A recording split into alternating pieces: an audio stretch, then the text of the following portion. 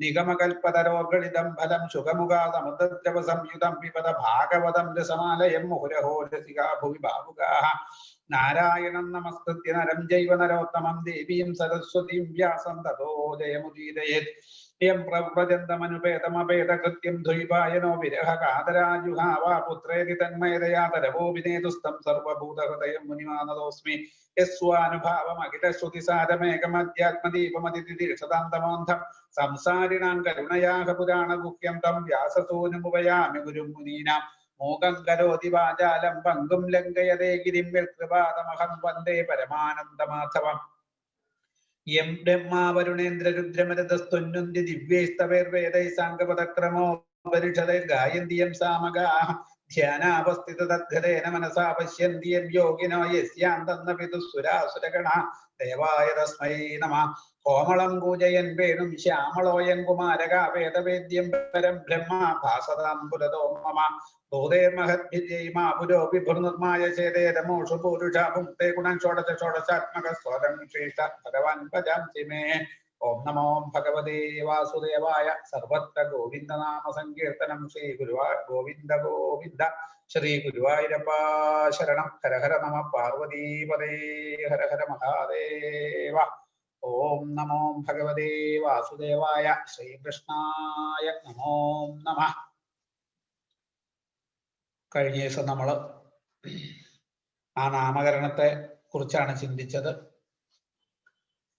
അതായത് ഗർഗപുരോഹിതൻ യാദവന്മാരുടെ ആചാര്യനായിട്ടുള്ള അദ്ദേഹം വസുദേവരെ പ്രേരിപ്പിച്ചതിനനുസരിച്ചിട്ടാണ് നന്ദഗോകുലത്തിലേക്ക് വരുന്നതും നന്ദഗോപുര അദ്ദേഹത്തെ വിധിയാമണ്ണം സ്വീകരിച്ചിരുത്തി പൂജിച്ച് അവിടുത്തെ ആ പാദസ്പർശം കൊണ്ട് ഞാൻ ധന്യധന്യനായി ഇപ്പോ അവിടുന്ന് വന്ന സ്ഥിതിക്ക് എൻ്റെ വീട്ടില് 2 കുട്ടികളുണ്ട്. ആ 2 ഉണ്ണികൾക്ക് നാമകരണ സംസ്കാരത്തിനുള്ള സമയമായിട്ടുണ്ട്.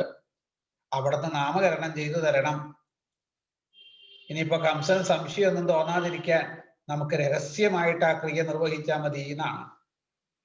അങ്ങനെ ക്രിയകളൊക്കെ ചെയ്ത് രോഹിണീപുത്രന് ബലൻ എന്നും രാമൻ എന്നും സംഘർഷണൻ എന്നും പേര് കൊടുത്തു. അത് കഴിഞ്ഞ് യശോദാപുത്രനെ മടിയിൽ വെച്ച് കൊടുത്തപ്പോ കുറച്ചു നേരം അദ്ദേഹം പരമാനന്ദാനുഭൂതിയിൽ ആറാടി തന്നെ മറന്നിരിക്കുകയാണ്. കാരണം സാക്ഷാൽ പരബ്രഹ്മ വസ്തു സച്ചിദാനന്ദ സ്വരൂപം ലോകം മുഴുവൻ നിറഞ്ഞു നിൽക്കുന്ന അഖണ്ഡ സച്ചിദാനന്ദത്തെ ശരിക്കും തന്നിൽ താനായിട്ട് ഇങ്ങനെ അനുഭവിക്കുകയാണ്. ആ അഖണ്ഡ സച്ചിദാനന്ദ ബ്രഹ്മസ്വരൂപം ഒരു ചെറിയ കുഞ്ഞിന്റെ ഭാവത്തില് തൻ്റെ മടിയിൽ കിടക്കുക. ആ കുഞ്ഞിന് നാമകരണ സംസ്കാരം എന്ന കർമ്മം താൻ നിർവഹിക്കുക. അപ്പൊ ആ ഗർഗന്റെ ഭാഗ്യം ഒന്ന് ആലോചിച്ച് നോക്കൂ. പിന്നെ ഗർഗൻ ഒന്ന് ചിന്തിച്ചു, ഈ കുഞ്ഞിന് എന്ത് പേരാണ് ഇടുക? ഈ പ്രപഞ്ചത്തില് നാമരൂപാത്മകമായിട്ട് എന്തൊക്കെയുണ്ടോ അതൊക്കെ ഈ കുഞ്ഞിന്റെ മായ കൊണ്ടുണ്ടായതാണ്. ആ മായയ്ക്ക് അതീതനായിട്ട് വിളങ്ങുന്ന ആ പരമതത്വമാണ് തൻ്റെ മുന്നിൽ കിടക്കുന്നത്. എന്തേ പേരിടണ്ടോ, എന്താണ് നാമകരണം ചെയ്യേണ്ടത് എന്ന് ഒരു നിമിഷം ആലോചിച്ച സമയത്ത് ഭഗവാൻ തന്നെ ഒരു വഴി കാണിച്ചു കൊടുത്തു എന്നാണ് മഹാത്മാക്കൾ പറയുക. എന്താ? ആ കണ്ണൊന്നടച്ച് കൈയൊന്നുയർത്തി ഗർഗ മഹർഷിയുടെ താടിക്കൊന്ന് പിടിച്ചു അത്രേ ഭഗവാൻ. അപ്പോഴാച്ചിൽ പൂമാൻ ഗർഗൻ തൻ താടിയെ തപ്പാതെ തപ്പിയും തൃക്കൈകളാൽ ആ താടിക്ക് പിടിച്ചൊന്ന് വലിച്ചപ്പോ ആ ഗർഗരൊന്ന് കണ്ണു തുറന്നു. അപ്പൊ മനസ്സിലായി ഇതന്നെ പേരിടേണ്ടത് എന്നാണ്. എന്താ പേര്? വലിക്കുന്നവൻ, തന്നിലേക്ക് ആകർഷിക്കുന്നവൻ. അതാണ് ഏറ്റവും കൂടുതൽ അനുയോജ്യമായിട്ട് തീരുക. അങ്ങനെ ഭഗവാന് കൃഷ്ണൻ എന്ന നാമകരണം ചെയ്യുക.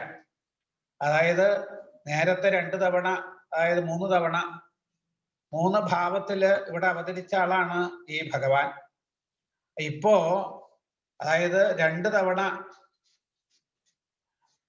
ആ നേരത്തെ 2 തവണ 3 തവണ അവതരിച്ചിട്ടുണ്ട്. ഇപ്പോ അതായത് കൃതയുഗത്തില് ശുക്ലവർണ്ണത്തിൽ ജനിച്ചിട്ടുണ്ട്. അതുപോലെ തന്നെ ത്രേതായുഗത്തില് രക്തവർണ്ണത്തില്, ദ്വാപര യുഗത്തില് സ്വർണവർണ്ണത്തില്, ഇങ്ങനെ 3 ഭാവത്തിൽ അവതരിച്ചിരിക്കുന്നു. ഇപ്പൊ ദ്വാപര യുഗത്തിന്റെ അവസാനത്തിൽ ജനിച്ച ഈ കുഞ്ഞ് വർണ്ണത്തിനനുസരിച്ച് പേര് കൊടുക്കുകയാണെങ്കിൽ കൃഷ്ണവർണ്ണത്തിൽ ജനിച്ചവനായതുകൊണ്ട് കൃഷ്ണൻ, അങ്ങനെയും പറയാം. ഏതായാലും ഗർഗൻ അനുഭവം വന്നത് തന്നെ പിടിച്ചു വലിച്ചു എന്നുള്ള ഭാവത്തിലാണ്. പിന്നെ അതിനു മുമ്പ് ഒരിക്കലെ വസുദേവരുടെ പുത്രനായിട്ടും ജനിച്ചിട്ടുള്ളത് കൊണ്ട് വാസുദേവൻ എന്ന പേരിലും പ്രസിദ്ധനായിട്ട് തീരും. കഴിഞ്ഞ ദിവസം നമ്മൾ പറഞ്ഞല്ലോ, ഗുണങ്ങൾക്കും കർമ്മങ്ങൾക്കും അനുസരിച്ച് ധാരാളം നാമരൂപങ്ങൾ ഈ കുട്ടിക്കുണ്ട്. അത് എന്നെ പോലുള്ള മഹാത്മാക്കൾക്ക് അറിയാവൂ, സാധാരണ ജനങ്ങൾക്ക് അതറിയാൻ വിഷമാണ്, കഴിയില്ല. ഈ കുഞ്ഞ് നിങ്ങൾക്ക് എല്ലാവിധ ശ്രേയസിനെയും പ്രദാനം ചെയ്യുന്നതാണ്. അപ്പൊ നമ്മുടെയൊക്കെ ജീവിതത്തില് ഈശ്വരനെ ആശ്രയിച്ച് ഈശ്വരനെ അറിയുമ്പോഴാണ് പരമശ്രേയസ്. ബാക്കി ഭൗതിക വസ്തുക്കളെ കൊണ്ടൊന്നും ശ്രേയസിന്, ആ ഭൗതിക വസ്തുക്കളൊന്നും ശ്രേയസിന് ഉപകരിക്കില്ല. അപ്പൊ ആ ഈശ്വരനെ തന്നിൽ താനായിട്ട് അനുഭവിക്കുമ്പോൾ ആ ജീവന് ശ്രേയസ് ഉണ്ടാവും. സച്ചിദാനന്ദ സ്വരൂപനായിട്ടുള്ള ഈ കുട്ടിയുടെ പ്രഭാവം കൊണ്ട് നിങ്ങൾക്കൊക്കെ, അതായത് ഓരോ കുട്ടിയും സകലവിധ, അതായത് ഈ കുട്ടിയുടെ പ്രഭാവം കൊണ്ട് ഇവൻ ഗോപന്മാരെയും ഗോകുലത്തെയും ആനന്ദിപ്പിക്കുന്നവനായിട്ട് തീരും. സകലവിധ ആപത്തുകളിൽ നിന്നും നിങ്ങൾക്ക് രക്ഷപ്പെടാൻ കഴിയും. അപ്പോ ഈശ്വരനെ ആശ്രയിക്കുമ്പോഴാണ് നമുക്ക് എല്ലാവിധ ആപത്തിൽ നിന്നും രക്ഷയുണ്ടാവുക. ഒരാപത്തും ഇല്ലാത്തൊരു സമയം ആ ഈശ്വരനെ പൂർണ്ണമായിട്ട് അനുഭവിക്കുമ്പോൾ കിട്ടും. ആർക്കും നിങ്ങളെ ഉപദ്രവിക്കാൻ കഴിയില്ല ഈ കുട്ടിയെ ആശ്രയിക്കുന്ന അത്രത്തോളം കാലം. അല്ലയോ നന്ദഗോപരെ, അങ്ങയുടെ പുത്രൻ നാരായണ സമോ ഗുണൈഹി, ഗുണങ്ങളെ കൊണ്ട് നാരായണ സമനാണ് എന്ന് പറയുകയാണ്. ഗുണം, കീർത്തി, ഐശ്വര്യം, പ്രഭാവം ശ്രിയാ കീർത്തിയാനുഭാവേന നാരായണ സമോ ഗുണൈ. ആ ഗുണങ്ങളെ കൊണ്ടൊക്കെ നാരായണ സമനായിട്ട് തീരും. ഈ കുട്ടിയെ മനസ്സിരുത്തി സംരക്ഷിച്ചുകൊള്ളൂ എന്നും പറഞ്ഞിട്ടാണ് ഗർഗർ അവിടുന്ന് പോണത്. പിന്നെ രാമനും കൃഷ്ണനും ആ ഗോകുലത്തിൽ മുട്ടുകുത്തിയിട്ട് പല ലീലകളും കാണിക്കുകയാണ്. പശുക്കളുടെ അരികിൽ ചെന്നിട്ടും പശുക്കളുടെ മുമ്പിൽ നിന്ന് ലീലകള്. ഗോപസ്ത്രീകളുടെയും ഗോപസ്ത്രീകളുടെയൊക്കെ അവസ്ഥ എന്താ? രാവിലെ നേരത്തെ എഴുന്നേറ്റ് അവരുടെ ഗൃഹകൃത്യങ്ങളൊക്കെ ഒന്ന് ചെയ്തു എന്ന് വരുത്തിയിട്ട് ഓടി ഇങ്ങോട്ട് വരും നന്ദഗോപരുടെ വീട്ടിലേക്ക്. എന്തിനാ? അവിടെയുള്ള ആ കുഞ്ഞിനെ സന്തോഷിപ്പിക്കാൻ, കുഞ്ഞിനെ ഒന്ന് എടുക്കാൻ. ഭഗവാനെ എടുക്കുമ്പോ, ഭഗവാനെ ലാളിക്കുമ്പോ, ഭഗവാന്റെ ലീലകളൊക്കെ കാണുന്ന സമയത്ത് ഗോപസ്ത്രീകള് പരസ്പരം എല്ലാം മറന്ന് പരമാനന്ദ നിർവൃതിയില് ആറാടുകയാണ്. ഒരു ഗോപി എടുത്ത് അപ്പോഴേക്കും അടുത്ത ഗോപി പറയും, നീ കുറെ നേരമായില്ലേ എടുക്കാൻ തുടങ്ങിയിട്ട്, ആ കുഞ്ഞിനെ എനിക്ക് തരൂന്നാണ്. സച്ചിദാനന്ദത്തെ ആർക്കാ വേണ്ടെന്ന് തോന്നുക? അങ്ങനെ വിരിഞ്ഞ പുഷ്പങ്ങളിൽ അങ്ങുമിങ്ങും പറന്നു മണ്ടുന്നൊരു വണ്ടു പോലെയാണ് ഇപ്പൊ കൃഷ്ണന്റെ അവസ്ഥ. അങ്ങനെ ഇപ്പോ ആ ഗോപസ്ത്രീ ആ കാലിന് ബലം വെക്കുന്നത് വരെ തന്റെ വീട്ടിലെ ലീലകള് കഷ്ടിച്ച് 2 വയസ്സായി കാലിനൊരുവിധം ബലം വെച്ചപ്പോഴോ ജ്യേഷ്ഠനായിട്ടുള്ള ബലരാമനോടുകൂടെ മറ്റു ഗോപക്കുട്ടികളും ചങ്ങാതിമാരായിട്ടുള്ള ഗോപക്കുട്ടികളുമായിട്ട് ഇനി മറ്റുള്ള ഗോപസ്ത്രീകളുടെ വീട്ടിലേക്ക് ചെന്ന് അവിടെ ചെന്നാലോ ആ ഗോപസ്ത്രീ, ആ വീട്ടുടമസ്ഥനെ മറക്കാൻ പറ്റാത്ത രീതിയിലുള്ള ഒരു കുസൃതി ഒപ്പിച്ചിട്ട് അവിടെ നിന്ന് തിരിച്ചു പോരുള്ളൂ. ഇപ്പോ യശോദയ്ക്കും രോഹിണിക്കൊക്കെ ഈ കുട്ടികളെ നോക്കാൻ 2 കണ്ണൊന്നും പോരാത്ത അവസ്ഥയാ. യശോദ പറഞ്ഞു, അത് വീട്ടുകാര്യങ്ങളൊന്നും നടക്കണില്ല, ഈ കുട്ടിയെ നോക്കാൻ ഒരാളെ കിട്ടിയില്ലെങ്കിൽ വീട്ടുകാര്യങ്ങളുടെ സ്ഥിതിയൊക്കെ പരിങ്ങലാവുന്നതാണ്. അപ്പൊ നന്ദഗോപൻ കുട്ടികളെ കാണാൻ വരുന്ന ആളുകളോടൊക്കെ പറയും, നിങ്ങളുടെ ആ പരിസരത്ത് ആരെങ്കിലും കുട്ടികളെ നോക്കാൻ പറ്റിയ ആളുകൾ വല്ലവരും ഉണ്ടെങ്കിൽ ഇങ്ങോട്ട് പറഞ്ഞു വിടണം എന്നാണ്. അപ്പോഴാണ് ഒരു ദിവസം ഒരു 10-32 പേര് അവരുടെ കുഞ്ഞുങ്ങളുമായിട്ട് ആ നന്ദഗോപന്റെ വീട്ടിന് മുന്നിലേക്ക്. നന്ദഗോപൻ ചോദിച്ചു, എന്താ ഇപ്പൊ എല്ലാവരും? അല്ല, ഇവിടെ ഉണ്ണിയെ നോക്കാൻ ആള് വേണമെന്ന് പറഞ്ഞല്ലോ, അതിന് വന്നതാണ്. അതിനപ്പോ നിങ്ങളുടെ കയ്യിലുണ്ടല്ലോ ഓരോ കുഞ്ഞുങ്ങള്. അതെ, ഇത് ഞങ്ങളുടെ കുഞ്ഞുങ്ങളാ. ഞങ്ങൾക്ക് ഞങ്ങളുടെ കുഞ്ഞുങ്ങളെ ഉപേക്ഷിച്ചിട്ട് അങ്ങയുടെ കുഞ്ഞിനെ നോക്കാൻ വരാൻ പറ്റില്ലല്ലോ, അതുകൊണ്ട് ഞങ്ങളുടെ കുഞ്ഞുങ്ങളുമായിട്ട് ഇങ്ങോട്ട് പോകുന്നു എന്നാണ്. അങ്ങനെ ആ കുട്ടികളുടെ ആ വന്ന സ്ത്രീകള് അവരുടെ കുട്ടികളുമായിട്ട് ഒപ്പത്തിയിലുള്ള പിള്ളേരും താനും 32 പേരുണ്ട്. അങ്ങനെ ആ കുഞ്ഞുങ്ങളുമായിട്ട് ബാലലീലകള്. ഇപ്പോ ആ കുട്ടികളുമായിട്ട് അവിടെ ഇങ്ങനെ കളിച്ചുകൊണ്ട് നടക്കുകയാണ്. അങ്ങനെ ആ കുട്ടികളുമായിട്ടാണ് ഗോപസ്ത്രീകളുടെ വീട്ടിലേക്കൊക്കെ ചെല്ലുക. അവിടെ ചെന്ന് ഗോപസ്ത്രീകളുടെ വീട്ടിൽ കുസൃതി കാണിച്ച് അതുകൊണ്ട് ഗോപസ്ത്രീകൾക്ക് പല നഷ്ടകഷ്ടങ്ങളും ഉണ്ടാവുകയാണ്. കാരണം ഭഗവാൻ വരുന്നു, അവിടുത്തെ കാര്യങ്ങള് സൂക്ഷിച്ചു വെച്ചതിനെയൊക്കെ എടുത്ത് അപഹരിക്കുന്നുണ്ട്. അതുപോലെ തന്നെ പാത്രം തച്ച് പൊട്ടിക്കുന്നുണ്ട്. ഇങ്ങനെയൊക്കെ ആയാലും കൃഷ്ണൻ വന്ന് പല നഷ്ടങ്ങളും കഷ്ടങ്ങളും സംഭവിച്ചാലും കൃഷ്ണനെ കാണാതെ ഒരു നിമിഷം ഇരിക്കാൻ വയ്യ. എല്ലാ ദിവസവും കൃഷ്ണൻ അവരുടെ വീട്ടിലേക്ക് വരണം, എല്ലാ ദിവസവും കൃഷ്ണന്റെ ലീലകൾ കാണണം. ഈ ഒരു ഭാവമാണ് ഇപ്പോ ഗോപികൾക്ക് എന്നാണ്. ഗോപസ്ത്രീകൾ വന്ന് യശോദാദേവിയോട് രാമകൃഷ്ണന്മാരുടെ കുസൃതി വല്ലാണ്ട് കൂടിയ സമയത്ത് പരാതി പറയുന്നുണ്ട്. പല പരാതിയും കേട്ടിട്ടും യശോദാദേവിക്ക് കൃഷ്ണനെ ഒന്ന് ശിക്ഷിക്കാനോ ശാസിക്കാനോ മനസ്സ് വന്നില്ല. അത്ര കൗതുകമാണ് ആ കൃഷ്ണന്റെ മുഖത്ത്. ഇപ്പോ ഗോപസ്ത്രീകളുടെ പലതും നഷ്ടപ്പെടുത്തുന്നുണ്ട് ഭഗവാൻ. ഭഗവാന്റെ വികൃതി കൊണ്ട് അവരുടെ ആ പലതും നഷ്ടപ്പെട്ടാലും അവർക്ക് കൃഷ്ണനോട് വിരോധമൊന്നും വിദ്വേഷമൊന്നും ഉണ്ടായിരുന്നില്ല. പക്ഷെ തങ്ങളുടെ സമ്പത്ത് നശിക്കുമ്പോൾ അതിൽ കുറച്ച് സങ്കടമൊക്കെ ഉണ്ടായിരുന്നു. എത്രത്തോളം ഗോപികൾ സങ്കടപ്പെട്ടു അത്രത്തോളം ഭഗവാൻ അവരെ ബുദ്ധിമുട്ടിച്ചു കൊണ്ടേയിരിക്കുകയും ചെയ്തു. എന്താ അതിന് കാരണം? ഒന്നിനെ മറക്കുമ്പോഴാണ് മറ്റൊന്നിനെ ഓർമ്മിക്കുന്നത്. വീട്ടുകാര്യങ്ങളെയും പരിമിതങ്ങളായിട്ടുള്ള സമ്പദ് വസ്തുക്കളെയും ഓർമ്മിക്കാൻ വേണ്ടി അവര് മിക്ക സമയത്തും ഭഗവാനെ മറക്കാറുണ്ടായിരുന്നു. നാമരൂപങ്ങളിൽ നിന്നും ഗുണധർമ്മങ്ങളിൽ നിന്നും അതീതനായി വാക്കിനും മനസ്സിനും പിടികിട്ടാത്ത ഈശ്വരൻ സ്വയമേവ നാമരൂപങ്ങളിൽ കൂടിയും ഗുണധർമ്മങ്ങളിൽ കൂടിയും ഇറങ്ങി വന്ന് കണ്ണുകൊണ്ട് കാണാനും കൈകൊണ്ട് തൊടാനും പറ്റുന്ന തോതിൽ മാത്രമല്ല, തങ്ങളുടെ സ്വന്തം കുട്ടി എന്നതുപോലെ ആടിയും പാടിയും അവരുടെ ഇടയിൽ ഇറങ്ങിച്ചെന്ന് കളിച്ച് അവരറിയാതെ അവരുടെ സംസാര ദുഃഖത്തെ മുഴുവൻ അകറ്റിയിട്ട് പോലും മിക്കപ്പോഴും അവരാ ഭഗവാനെ മറന്ന് സംസാര കാര്യങ്ങളെ കുറിച്ച് ചിന്തിച്ചു. അത് ഭഗവാൻ ഒട്ടും ഇഷ്ടമായില്ല. അതുകൊണ്ട് എന്താ ചെയ്തത് ഭഗവാൻ? ഏതേത് വസ്തുക്കളെ ഓർമ്മിക്കാൻ വേണ്ടിയാണോ ഭഗവാനെ മറന്നിരുന്നത് ആ വസ്തുക്കളെയൊക്കെ ഭഗവാൻ തച്ചു പൊട്ടിച്ച് നശിപ്പിക്കുക. ഇതാണ് ഭഗവാന്റെ ആകർഷകമായിട്ടുള്ള ആ ചൗര്യ കൃത്യത്തിന്റെ അടിയിലുള്ള തത്വം. സാധാരണ മനുഷ്യരൊക്കെ ഇങ്ങനെയാണ് പതിവ്. വേറെ പലതിനെയും ഓർമ്മിക്കാൻ വേണ്ടി ഈശ്വരനെ മറക്കും. ഈശ്വരനെ ഓർമ്മിക്കാൻ വേണ്ടി മറ്റുള്ളവയെ മറക്കുക എന്നത് വളരെ ചുരുക്ക. ഗോപസ്ത്രീകളെ ആ നിലയിലേക്ക് ഉയർത്തണമെന്ന് ഭഗവാൻ തീരുമാനിച്ചു. അതാ നിലയിൽ അവർക്ക് എത്താനും പറ്റുന്നുണ്ട്. ഇനി ഉദ്ധവൻ ഗോകുലത്തിലേക്ക് ചെന്ന് ഗോപസ്ത്രീകൾ അപ്പോൾ ഉദ്ധവനോട് പറയണ ഒറ്റ കാര്യം, ഉദ്ധവ, ഞങ്ങൾക്ക് കൃഷ്ണനെ ഓർത്തോർത്ത് വീട്ടുകാര്യങ്ങളൊക്കെ മറക്കണോ എന്നാണ്. ആ നിലയിലേക്ക് അവർ ഉയർന്നു. നമ്മുടെ സ്ഥിതി നേരെ മറിച്ച, വീട്ടുകാര്യങ്ങളെ കുറിച്ച് ഓർത്ത് കൃഷ്ണനെ മറക്കുകയാണ് പതിവ്.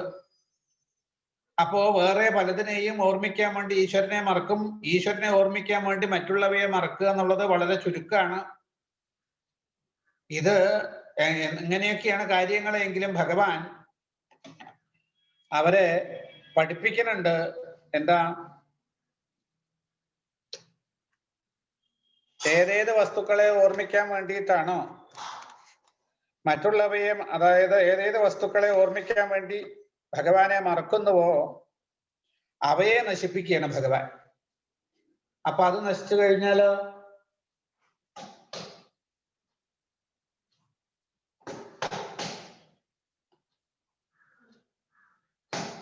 അത് നശിച്ചു കഴിഞ്ഞാൽ അപ്പൊ ഈശ്വരനെ ഓർമ്മിക്കാനുള്ള അത് നശിപ്പിച്ചു കഴിഞ്ഞാൽ അവന് ഈശ്വരനെ ഓർമ്മിക്കാനുള്ള തടസ്സം ചുരുങ്ങും.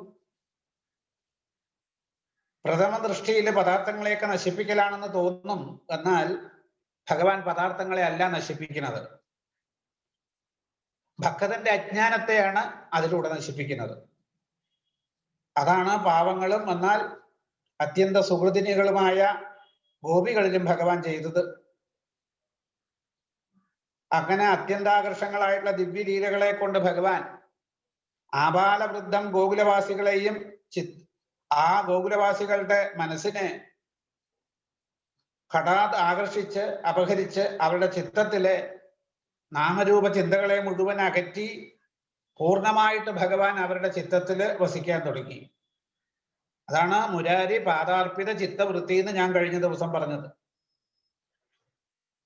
അങ്ങനെ അവരുടെ മനസ്സ്, അവരുടെ ദൃഷ്ടി ജ്ഞാനമയമാക്കി തീർക്കുകയാണ്.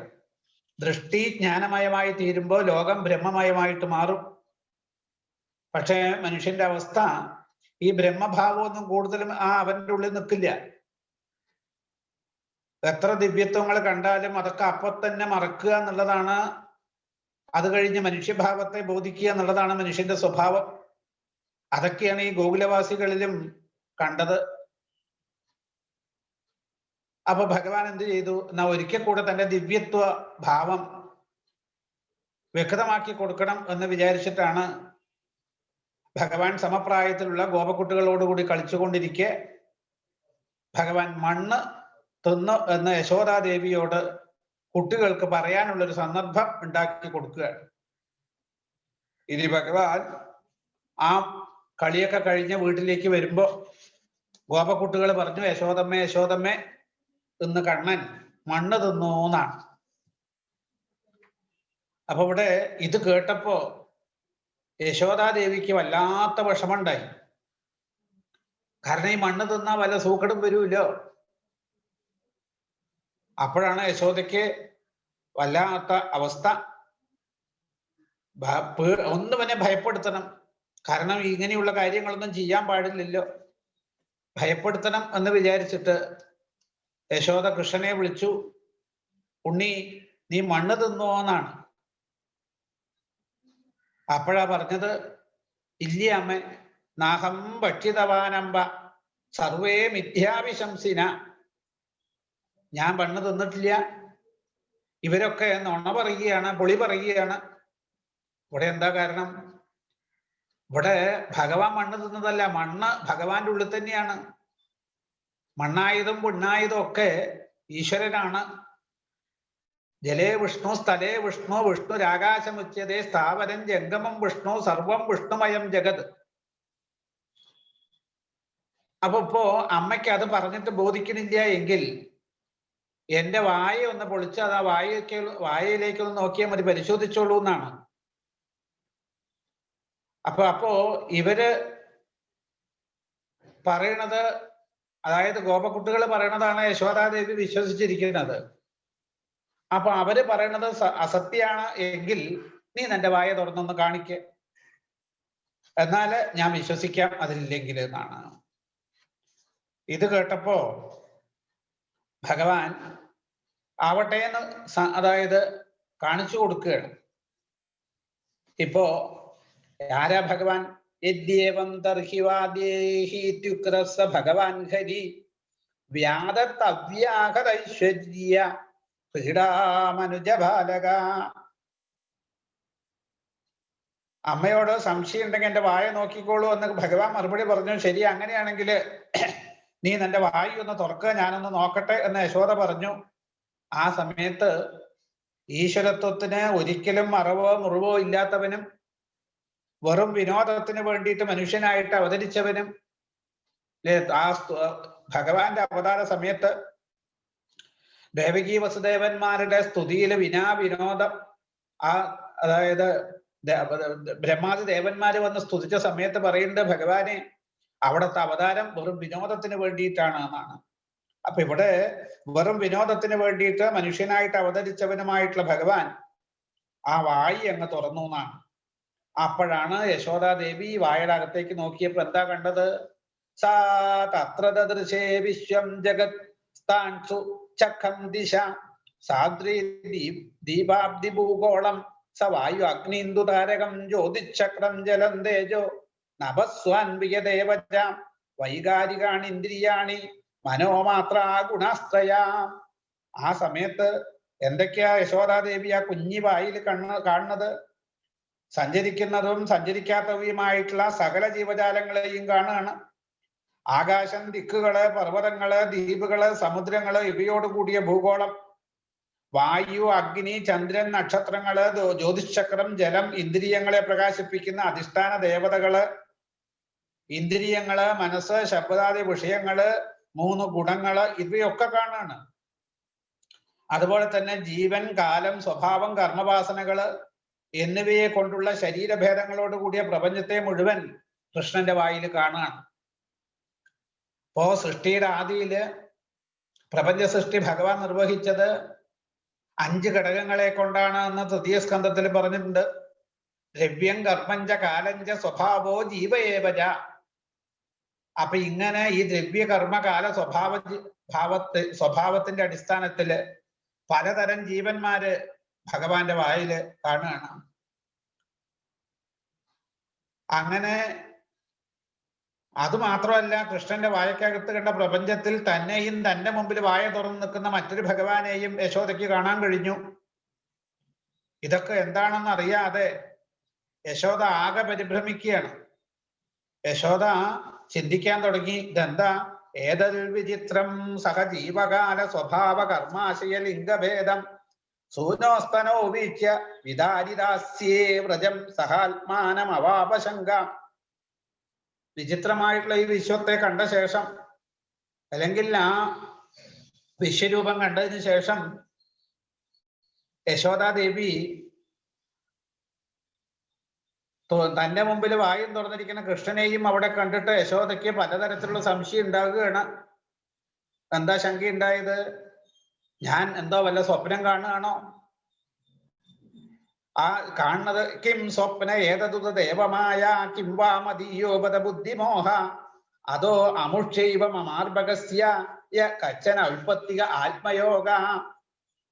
യശോദയാകെ പരിഭ്രമിച്ചു. ഞാൻ കാണുന്നത് എന്താണ്? സ്വപ്നമായിരിക്കോ? അതോ മായയാണോ? അതോ എന്റെ ബുദ്ധിയുടെ വിഭ്രമമാണോ? അതോ അല്ലെങ്കിലോ ഈ കൊച്ചു കുഞ്ഞിന്റെ ജന്മനാ ഉള്ള ഏതെങ്കിലും യോഗസിദ്ധികളോ മറ്റോ ആയിരിക്കുമോ എന്നാണ് യശോദയുടെ സംശയം. ആശ്ചര്യം തന്നെ. ആ കുഞ്ഞിന്റെ വൈഭവം കൊണ്ട് തോന്നിയതായിരിക്കോ എന്നൊക്കെ യശോദ സംശയിക്കുകയാണ്.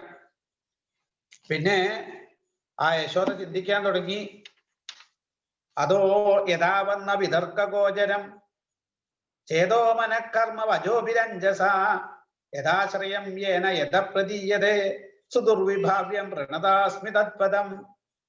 ബുദ്ധി, മനസ്സ്, കർമ്മം, വാക്ക് ഇവ കൊണ്ട് ഇവന്റെ യഥാർത്ഥമായിട്ടുള്ള തത്വം അനായാസം ആർക്കും ഊഹിച്ചെടുക്കാൻ കഴിയില്ല. ഏതൊന്നിനെ അധിഷ്ഠാനമാക്കിയിട്ട് ഈ വിശ്വം ഉണ്ടായി നിലനിൽക്കുന്നുവോ, ഈ കാണുന്ന ലോകം ഏതൊന്നിലാണോ ലയിക്കുന്നത്, ഏതൊന്നിനെ കൊണ്ട് അറിയപ്പെടുന്നു ഇന്നത് എന്ന് ഊഹിക്കാൻ പോലും കഴിയാത്ത ആ ഭഗവാന്റെ പാതാരവിന്ദങ്ങളെ ഞാനിതാ നമസ്കരിക്കുകയാണ് എന്നാണ്. അപ്പൊ ഈ കാണുന്നത് ഇതിന്റെ തത്വം, അല്ലെങ്കിൽ ഭഗവാന്റെ ഈശ്വരഭാവത്തെ, അല്ലെങ്കിൽ ഭഗവത് തത്വത്തെ യഥോ പ്രാപ്യ നിവർത്തന്തേ വാചച്ച മനസ്സസഹ. ഈ മനസ്സും വാക്കും ബുദ്ധി കൊണ്ടൊന്നും ആ ഭഗവാന്റെ പ്രഭാവത്തെ ശരിക്ക് അറിയാനായിക്കൊണ്ട് കഴിയില്ല. കാരണം ഈ ബുദ്ധിയും മനസ്സും ഇന്ദ്രിയങ്ങളും ഒക്കെ അതിനൊക്കെ ചില പരിമിതികളുണ്ട്. ഭഗവാനാണെച്ചാലോ ആ പരിമിതികൾക്കൊക്കെ അപ്പുറത്ത് വിളങ്ങിക്കൊണ്ടിരിക്കുന്ന ആളാണ്. അപ്പൊ അത് ആ ഇന്ദ്രിയ മനോബുദ്ധികളെ കൊണ്ടൊന്നും ഇന്നത് എന്ന് വിശേഷിപ്പിക്കാൻ കഴിയാത്ത തരത്തിലുള്ള ഭാവമാണ് ഭഗവാന്റെ. അപ്പൊ ആ ഭഗവാൻ മായ കൊണ്ട് ഈ പ്രപഞ്ചത്തെ അസ്യ ജന്മാദീയത മംഗളശ്ലോകത്തിൽ പറഞ്ഞ കാര്യം ഇവിടെ ഒന്നും കൂടെ വ്യക്തമാക്കുകയാണ്. അതായത് ഈ കാണുന്ന പ്രപഞ്ചം ഭഗവാന്റെ തന്നെ സ്വരൂപം തന്നെയാണ്, മായാസ്വരൂപം തന്നെയാണ്. ആ പ്രപഞ്ചം ഉണ്ടായത് ഭഗവാനില്, നിലനിൽക്കുന്നത് ഭഗവാനില്, ലയിക്കുന്നതും ഭഗവാനില്. അങ്ങനെ ആ പ്രപഞ്ച സ്വരൂപേണ പ്രകടമായിട്ടിരിക്കുന്ന ആർക്കും ചിന്തിക്കാൻ പോലും കഴിയാത്ത ആ പരമപദത്തെ ഞാനിതാ നമസ്കരിക്കുന്നു. എന്നിട്ടോ ആ പരമപദത്തിന്റെ പ്രഭാവം എന്തുകൊണ്ട് നമുക്കറിയുന്നില്ല എന്നാണെങ്കിൽ യശോദ തന്റെ അനുഭവം പറയുകയാണ്. മായ, ഈ മായയുടെ പ്രബലമായിട്ടുള്ള രണ്ട് ഭാവങ്ങളാണ് അഹം, മമ.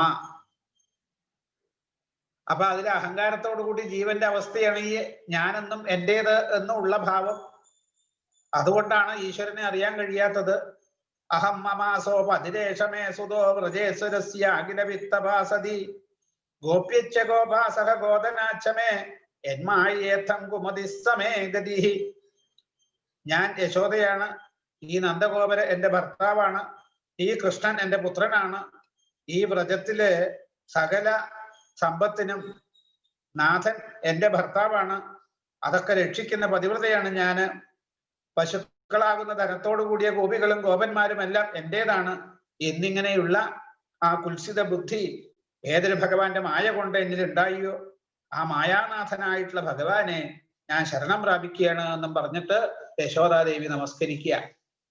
അപ്പൊ ഭഗവാൻ വിചാരിച്ചു, ഇപ്പൊ തന്നെ തൻ്റെ അമ്മ തൻ്റെ തത്വത്തിന്റെ അല്ലെങ്കിൽ തൻ്റെ പ്രഭാവം ശരിക്കും അറിഞ്ഞു കഴിഞ്ഞാൽ ഇനി കുറച്ചും കൂടെ ലീലകൾ തനിക്ക് ഇവിടെ കാണിക്കാനുണ്ട്. അത് നടക്കില്ല. കാരണം അമ്മ തന്നെ പരബ്രഹ്മ സ്വരൂപിയായിട്ട് തന്നെ അതായത് മനസ്സിലാക്കും.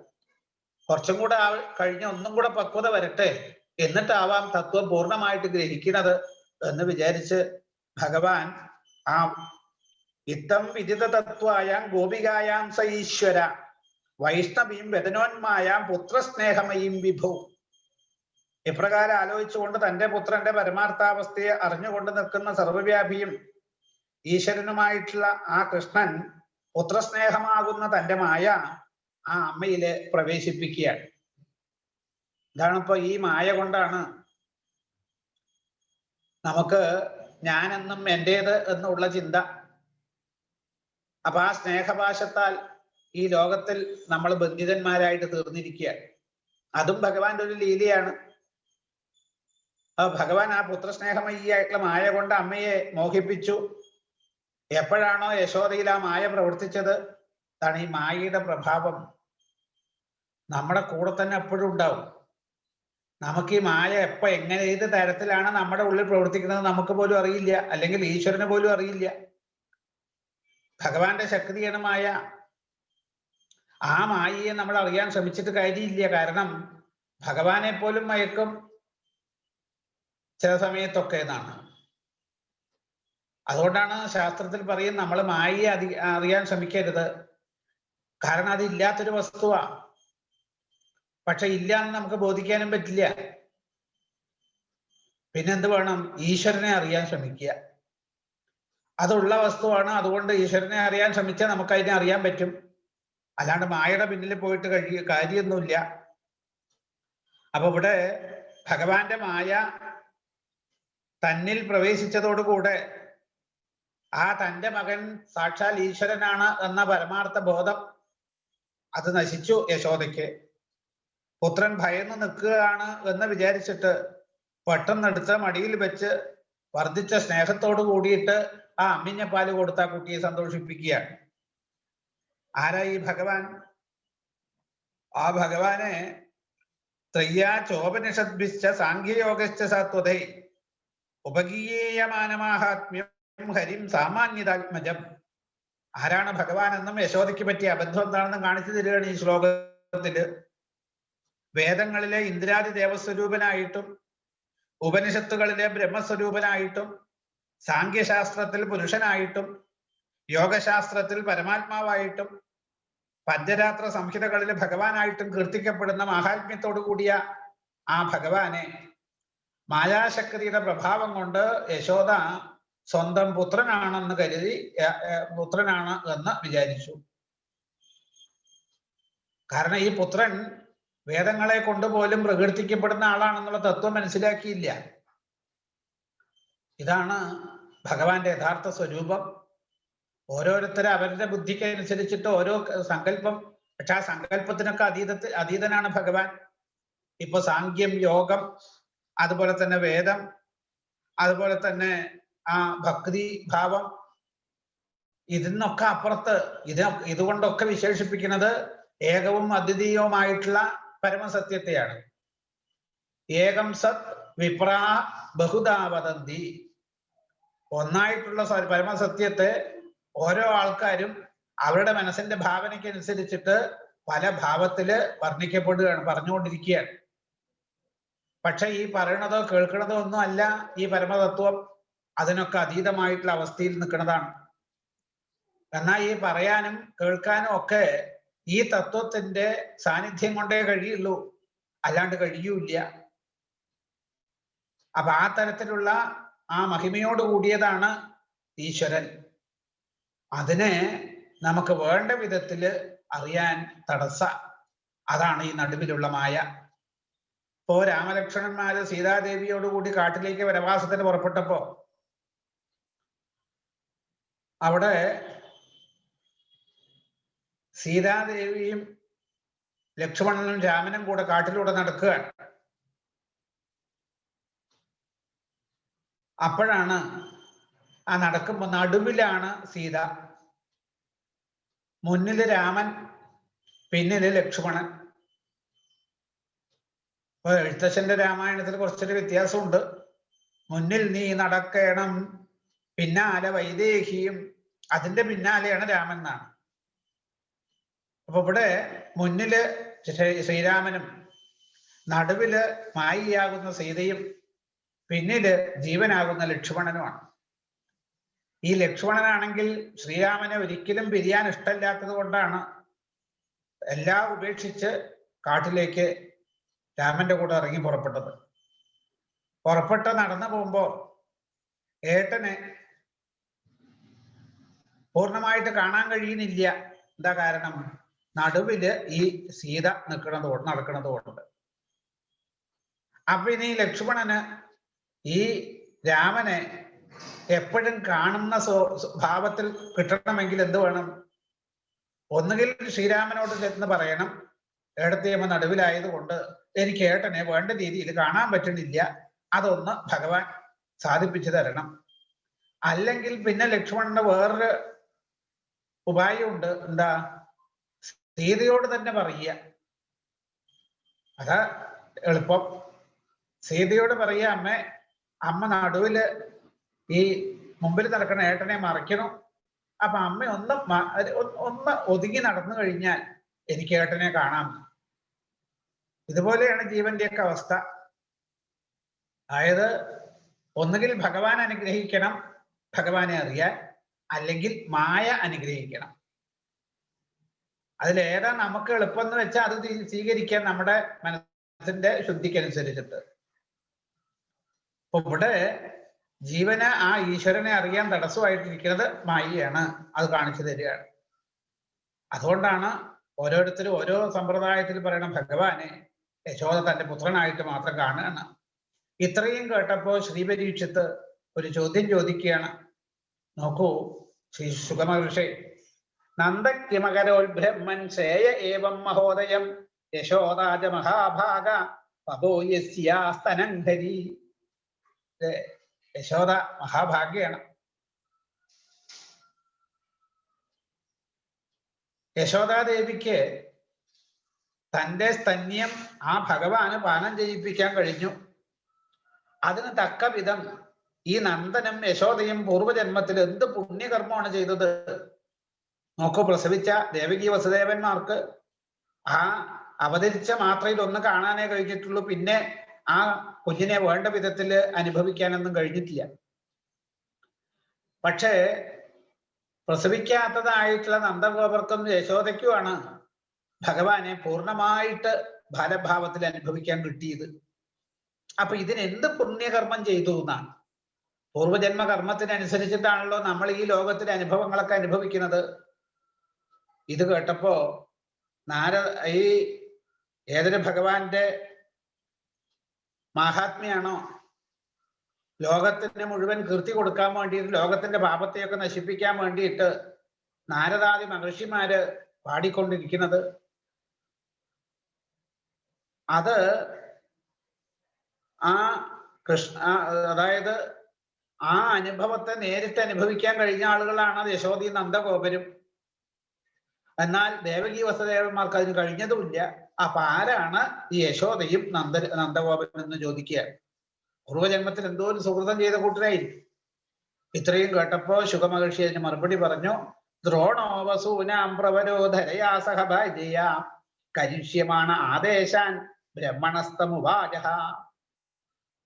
ഭൂമിയുടെ ഭാരം തീർക്കാനായിട്ട് ഭഗവാൻ അവതരിക്കാൻ പോകുന്നു എന്നും അതിന് മുന്നോടിയായിട്ട് ദേവന്മാരും മഹർഷിമാരും ഒക്കെ അവരുടെ അംശങ്ങളെ കൊണ്ട് ഗോകുലത്തിൽ പശുക്കളായിട്ടൊക്കെ ജനിക്കണം, പശുക്കളെ പാലിക്കാൻ ഗോപന്മാരുടെ കൂട്ടത്തിൽ ജനിക്കണം എന്നൊക്കെ വസുക്കളിൽ ശ്രേഷ്ഠനായിട്ടുള്ള ദ്രോണനോടും ഭാര്യയായിട്ടുള്ള ധരയോടും ബ്രഹ്മാവ് ആവശ്യപ്പെട്ടിട്ടുണ്ടായിരുന്നു എന്നാണ്. അതായത് അഷ്ടവസുക്കളിൽ പ്രസിദ്ധനാണ് ദ്രോണൻ എന്ന വസു. അദ്ദേഹത്തിന്റെ ഭാര്യയാണ് ധര. ഒരുപാട് കാലം ബ്രഹ്മാവിനെ തപസ്സുകൊണ്ട് ആരാധിച്ചു. ബ്രഹ്മദേവൻ ദർശനം കൊടുത്തു, എന്താ വേണ്ടതെന്ന്. ബ്രഹ്മാവിനോട് പറഞ്ഞു, ഞങ്ങൾക്ക് ഭഗവാനെ ബാലഭാവത്തിൽ ലാളിക്കാൻ കിട്ടണം എന്നാണ്. അപ്പൊ പറഞ്ഞ ഭൂഭാരം തീർക്കാൻ ഭഗവാൻ മനുഷ്യ സ്വരൂപം സ്വീകരിച്ച് ഗോകുലത്തിലാണ് ബാലലീലകളൊക്കെ ചെയ്യുക. അപ്പൊ നിങ്ങൾ ഗോകുലത്തിൽ ചെന്ന് ജനിച്ചോളൂ, ആ ഭഗവാനെ വേണ്ട രീതിയിൽ അനുഭവിക്കാൻ പറ്റും എന്ന് പറഞ്ഞ് ബ്രഹ്മാവിന്റെ അനുഗ്രഹവും മേടിച്ച് വന്ന ആ ദ്രോണനും ധരയും വസുക്കളില് ആ ഭാര്യ ഭർത്താക്കന്മാരാണ്. ബ്രഹ്മാവിന്റെ അനുഗ്രഹം കൊണ്ടാണ് അവർക്ക് ഭഗവാനെ ഈ തരത്തില് അനുഭവിക്കാൻ കിട്ടിയത് എന്ന് കാണിച്ചു തരികയാണ്. അങ്ങനെ ദ്രോണൻ നന്ദഗോപരായിട്ടും ധര യശോദയായിട്ടും ജനിച്ചു. അപ്പൊ ബ്രഹ്മാവിന്റെ ആ അനുഗ്രഹം കൊണ്ടാണ് ഇപ്പോ തതോ ഭക്തിർ ഭഗവതി പുത്രീഭൂതേ ജനാർദ്ദനെ ദമ്പത്യോ നിതരാമാസി ഗോപഗോപീഷു ഭാരത. അല്ലയോ പരീക്ഷത്തെ, ബ്രഹ്മാവിന്റെ അനുഗ്രഹം ലഭിച്ചതിനാലും മുമ്പ് തന്നെ പരമഭക്തി ഉള്ളത് കൊണ്ടും സർവ ജനങ്ങളാലും പ്രാർത്ഥിക്കപ്പെടുന്ന ഭഗവാൻ അന്യ മാതാപിതാക്കളിൽ ജനിച്ചു എങ്കിലും അവർക്ക് പുത്രനായിട്ട് ഭവിച്ചു. എല്ലാ ഗോപന്മാർക്കും ഗോപികൾക്കും ഭക്തി ഉണ്ടെങ്കിലും നന്ദനും യശോദയ്ക്കും ഭഗവാൻ പുത്രഭാവത്തിൽ വന്നതിനാൽ കൂടുതൽ ഭക്തി ഉണ്ടായി എന്നാണ്. പിന്നെ ആ ഭഗവാൻ ബ്രഹ്മാവിന്റെ ആജ്ഞയെ സത്യമാക്കാൻ വേണ്ടിയിട്ട് രാമനോട് കൂടെ വ്രജത്തില് കൃഷ്ണോ ബ്രഹ്മണ ആദേശം സത്യം കർത്തും വ്രജേ വിഭൂ സഹരാമോ വസഞ്ചക്രേ തേഷാം പ്രീതിയും സ്വലീലയ. ആ ബ്രഹ്മാവിന്റെ ആജ്ഞയെ സത്യമാക്കാൻ വേണ്ടിയിട്ട് ഭഗവാൻ രാമനോട് കൂടി വ്രജത്തിൽ വസിച്ച് തന്റെ ബാലലീലകളെ കൊണ്ട് അവരുടെ മനസ്സില് പ്രീതിയെ വർദ്ധിപ്പിക്കുകയാണ് ഉണ്ടായത്. അങ്ങനെ പറഞ്ഞിട്ടാണ് ആ 8ാമത്തെ അധ്യായം അവസാനിപ്പിക്കുന്നത്. ഇനി 9ാമത്തെ അധ്യായത്തില് ഭഗവാന്റെ ഉലൂകല ബന്ധനം എന്ന ലീലയെ വർണ്ണിക്കുകയാണ്. അതിലിപ്പോ യശോദാദേവി അന്ന് ഈ മറ്റു ദാസിമാര് ധാരാളം ഉണ്ട് യശോദയ്ക്കെങ്കിലും മറ്റു ദാസിമാരൊക്കെ ഓരോരോ പ്രവൃത്തിയിൽ വ്യാപരിക്കുന്നത് കൊണ്ട് യശോദാദേവിക്ക് തന്നെ തൈര് കലക്കേണ്ടതായിട്ട് വന്നു എന്നാണ്. തൈര് കലക്കുക അങ്ങനെ വേണമെന്നാണ്. രാവിലെ നല്ല മംഗളശബ്ദമാണ് അത്ര ഈ തൈര് കലക്കണത് എന്നാണ്. ശംഖനാദം കേട്ടുണരുക, ഈ തൈര് കലക്കണ ശബ്ദം കേട്ടുണരുക, ഇതൊക്കെ മംഗളത്തെ സൂചിപ്പിക്കുന്നതായിട്ടാണ് ശാസ്ത്രം പറയുക. ഇന്നിപ്പോ തൈര് കലക്കലൊന്നും ഇല്ല. ഏതായാലും അപ്പൊ യശോദാദേവി തന്നെ തൈര് കടയുകയാണ്. കൃഷ്ണൻ ഉണർന്നെണീക്കുന്നതിന്റെ മുന്നേ വേണം തൈര് കലക്കാൻ. കാരണം എണീറ്റ് കഴിഞ്ഞാൽ പിന്നെ വീട്ടുജോലികളൊന്നും ചെയ്യാൻ പറ്റില്ല. അതുകൊണ്ട് യശോദ നേരത്തെ തന്നെ എഴുന്നേറ്റ് കാലും മുഖമൊക്കെ കഴുകി തുടച്ച് വിളക്കൊക്കെ കൊളുത്തി വെച്ച് പശുവിനെയൊക്കെ കറന്ന് പാല് കാച്ചാൻ കല അടുപ്പിൽ വെച്ച് അതിൽ പാലൊക്കെ ഒഴിച്ച് തൈര് കടയാനായിട്ട് തൈർക്കലത്തിന് മുമ്പിൽ എത്തുകയാണ്. അങ്ങനെ കടകോലിനെ ചുറ്റിയ കയറിനെ 2 കൈകളെ കൊണ്ടും പിടിച്ച് വലിച്ച് യശോദ തൈര് കലക്കാൻ തുടങ്ങി. യശോദ തൈര് കലക്കുമ്പോ എന്താ അവസ്ഥ? ഇപ്പോ ഭഗവാന്റെ ആ ബാലലീലകള്, പൂതനാമോക്ഷം, അതുപോലെ തന്നെ ശകടാസുരഭഞ്ജനം, തൃണാവർത്തമോക്ഷം, വായിലെ ബ്രഹ്മാണ്ടത്തെ കാണിച്ചു കൊടുക്കല്, ഗോപികളുടെ വീട്ടുകളിൽ ചെന്ന് കാണിച്ചിരുന്ന കുസൃതികള്, ഇവയെ പറ്റിയൊക്കെ ഗോകുലത്തിലെ കവികള് അത്യന്തം മനോഹരങ്ങളായിട്ടുള്ള കീർത്തനങ്ങളൊക്കെ ഉണ്ടാക്കിയിട്ടുണ്ട്. ആ കീർത്തനങ്ങളെ കീർത്തിച്ചുകൊണ്ടാണ് യശോദ ആ തൈര് കടയുന്നത് എന്നാണ്. അപ്പൊ എപ്പോഴും അവര് ഗൃഹകൃത്യങ്ങളൊക്കെ ചെയ്യുന്ന സമയത്തും ഭഗവാനെ സ്മരിച്ചുകൊണ്ടാണ് ചെയ്യുന്നത് എന്നാ പറഞ്ഞതിന്റെ അർത്ഥം. അപ്പൊ അങ്ങനെ ചെയ്യുന്ന കർമ്മങ്ങളൊന്നും, ഈശ്വരനെ സ്മരിച്ചുകൊണ്ട് ചെയ്യുന്ന കർമ്മങ്ങളൊന്നും കർമ്മവാസനകളായിട്ട് മനസ്സിൽ സഞ്ചയിക്കപ്പെടില്ല എന്നാണ് ശാസ്ത്രം. ഭാഗവതധർമ്മത്തിൽ അത് വ്യക്തമാക്കി പറഞ്ഞിട്ടുണ്ട്. അങ്ങനെ അത്യന്തം അവരുടെ കർമ്മങ്ങളൊക്കെ യാന്ത്രികമായിട്ടും മനസ്സ് പൂർണ്ണമായിട്ട് ഈശ്വര സ്മരണയിൽ ഉറച്ചു നിന്നുകൊണ്ടുമാണ് ഗോകുലത്തിലെ ഗോകുലവാസികളൊക്കെ അവരുടെ കർമ്മങ്ങളൊക്കെ ചെയ്യുന്നത്. അമ്മയുടെ പാട്ട് കേട്ട് ഉണ്ണിക്കണ്ണൻ ഉണർന്നു, അമ്മയുടെ മുന്നിൽ വന്നു നിൽക്കുക. പക്ഷേ ഭഗവത് കീർത്തനത്തിൽ തന്നെ മറന്ന് ലയിച്ചുകൊണ്ട് ആ കീർത്തിച്ചു കൊണ്ടിരിക്കുകയാണ്, തൈര് കലക്കിക്കൊണ്ടിരിക്കുന്ന ശരീരം കൊണ്ട്. ഉണ്ണി വന്ന മുമ്പിൽ നിന്നത് യശോദാദേവി അറിഞ്ഞതുപോലും ഇല്ല എന്നാണ്. കാരണം മനസ്സ് ഒന്നിൽ ഏകാഗ്രമായാൽ മറ്റു കാര്യങ്ങളെ കുറിച്ചൊക്കെ നമുക്ക് മറക്കാൻ പറ്റും. മനസ്സ് ഏകാഗ്രമാകേണ്ടത് ആ പരമവസ്തുവില്, ഭഗവാനില്. ഇപ്പൊ കൃഷ്ണൻ മുന്നിൽ വന്ന് നിന്നിട്ട് അതൊന്നും അറിയില്ല. അപ്പോഴാണ് ഭഗവാൻ എന്താ ചെയ്തത്? കടകോലിന് കയറി അങ്ങ് പിടിച്ചു എന്നാണ്. അപ്പോ യശോദാദേവിക്ക് തൈര് കളക്കാൻ ആ തൈര് കഴിയുന്ന പ്രവൃത്തി ഒന്ന് മുറിഞ്ഞു. അപ്പൊ ഇതെന്താന്ന് വിചാരിച്ച് കണ്ണു തുറന്നപ്പോഴോ പുഞ്ചിരിച്ചുകൊണ്ട് ഭഗവാൻ നിൽക്കുക. ആ യശോദയ്ക്ക് അന്ന് ഉണ്ടായിട്ട് സന്തോഷം പണ്ടൊന്നും ഇങ്ങനെയൊന്നും അല്ല. രാവിലെ എണീറ്റ് ഉണരുന്ന സമയത്ത് ഒന്ന് കരഞ്ഞ് ബഹളം വെച്ച് യശോദ ചെന്ന് നല്ല വാക്കുകളെ കൊണ്ടൊക്കെ ആശ്വസിപ്പിച്ചാല് എണീറ്റ് വരുള്ളൂ. പിന്നെ ഒരുപാട് ശാഠ്യൊക്കെ കാണിക്കും. ഇന്നിപ്പോ അതൊന്നുമില്ല. സന്തോഷത്തോട് പറഞ്ഞ ഉണ്ണി ഇങ്ങനെ തന്നെയാ എല്ലാ ദിവസവും വേണ്ടത് എന്ന് പറഞ്ഞ് ആ വാത്സല്യത്തോടു കൂടി എടുത്ത് മടിയിൽ വെച്ച് തന്റെ സ്തന്യം ഉണ്ണിക്കണ്ണന് പകർന്നു കൊടുക്കുക. ആ വാത്സല്യഭാവം യശോദയിൽ നിന്ന് ആ ഭഗവാനിലേക്ക് ഇങ്ങനെ ഒഴുകുകയാണ് ആ സ്തന്യത്തിലൂടെ. ഭഗവാനാണെച്ചാലോ രസം പിടിച്ച് അമ്മയുടെ ആ അമ്മിഞ്ഞ കുടിച്ചുകൊണ്ടിരിക്കുകയാണ്. അപ്പോഴാണ് യശോദാദേവി കുറച്ച് പാല് തിളപ്പിക്കാനായിട്ട് ആ അടുപ്പിന്റെ മീതെ കലത്തിൽ വെച്ചിട്ടുണ്ട്.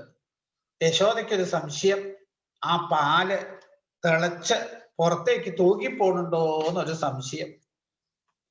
അപ്പോഴെന്താ ചെയ്തത്?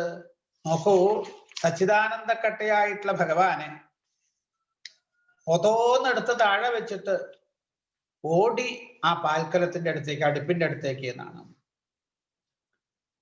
ഇപ്പോ ഭഗവാന് വന്നു ഒരു ദേഷ്യം.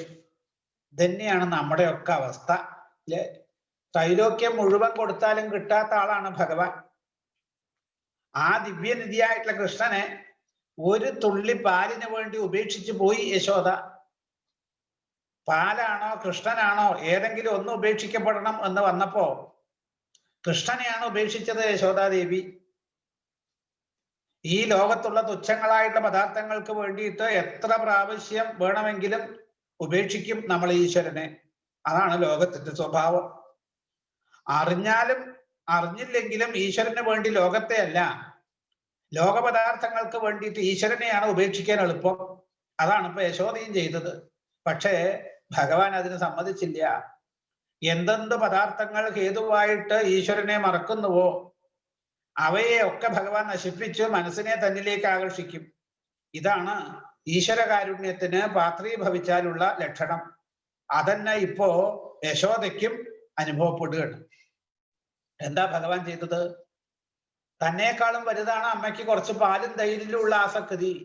ഇങ്ങനെയായാൽ തൻ്റെ അമ്മയ്ക്ക് തന്നെ പൂർണ്ണമായിട്ട് അനുഭവിക്കാൻ കിട്ടില്ലല്ലോ. അപ്പൊ എന്ത് വേണം?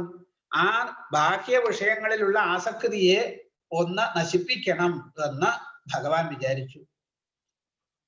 ആ അമ്മയുടെ അമ്മിഞ്ഞ് വേണ്ടതുപോലെ കുടിക്കാൻ കഴിഞ്ഞില്ലല്ലോ. ആ ഒരു ചിന്ത വന്നപ്പോ കണ്ണീരിങ്ങനെ ഒഴുകാൻ തുടങ്ങി. കോപം കൊണ്ട് ചുണ്ടുകളൊക്കെ വിറച്ച് അമർത്തി കടിച്ചു. നാല് പുറവും നോക്കി. അപ്പോഴാണ് ഒരു കല്ല് കിടക്കണമെന്നാണ്. ഇവിടെ വെച്ചാണ് നാരായണീയത്തില് കടകോല് കൊണ്ടുവന്നാണ്. ഭഗവാൻ പറഞ്ഞത്ര കുഴപ്പമൊന്നുമില്ല. പക്ഷെ ഇപ്പോ തൈര് കലക്കണ സമയത്ത് നാരായണീയത്തിൽ കടകോല് കൊണ്ട് കുത്തിയതാണ്, കലവടച്ചു എന്നാണ്. ഇവിടെ കല്ലാണ് പറഞ്ഞിരിക്കുന്നത്. സ്വാമിജിയൊക്കെ പറയുക അമ്മിക്കുഴവയാണെന്നൊക്കെയാ പറയുക.